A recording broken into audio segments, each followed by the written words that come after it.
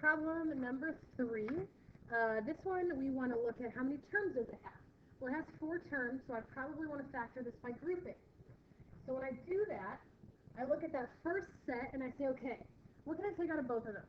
Well, they both have an x to the third or greater, so I'm going to take x to the third out front.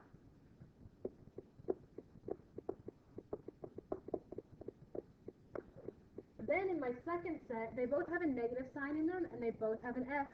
So I'm going to take that out in front, a negative x.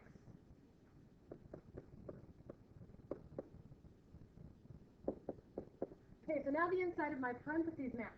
So here's what I have now. X to the third minus x, and 3x plus 4. Well, I can't exactly do this because it's not factored all the way down yet. What I need to do is try and take something out of the x to the third minus x. Well, they both have a common x in them, so I'm going to take that out, which will leave me with x squared minus 1. And my second factor is going to stay the same. Well, x squared minus 1 can also factor down even more. That's going to give me x plus 1 and x minus 1. And then my last one will stay the same. Okay, I know that it has to have 4 roots, so here I have 4 different options. My roots are 0, negative 1, positive 1, and negative 4/3. Okay, so again, our denominator is in thirds, so I would make every 3 be your line. So negative 1, negative 2, positive 1, positive 2. Same thing going this way. Okay, so plotting my roots, I have one at 0, at negative 1, at positive 1, and negative 4/3. Well, there's 1, 2, 3, negative 4 of them. My end behavior.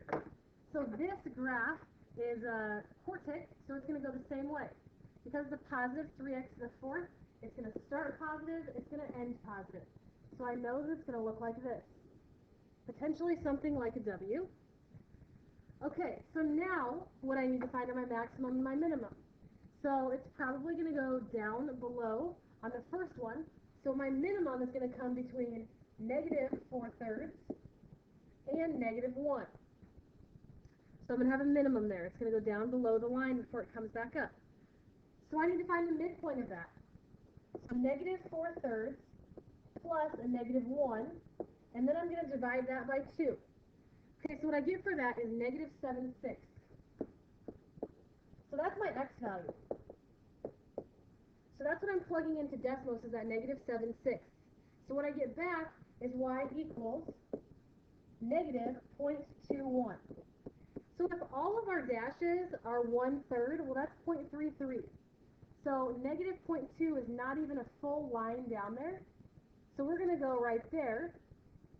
And you know it has to curve right there below. So our next one is going to be a maximum. So it has to go back up above the line in order to make our graph connect the dots right. So we're going from negative 1 to 0. Between negative 1 and 0, I shouldn't need to do any math for that. It's going to be negative 0.5. So when you put negative 0.5 in to either your graphing calculator, the equation, or Desmos, you're going to get 0.937. Okay, so because this is going on thirds, this is going to be 0.33, 0.66, and then 1. So it's going to be almost up to the 1. So it's going to curve right there. So now what we want to do is there's going to be another minimum in this. Our other minimum is going to be between 0 and 1.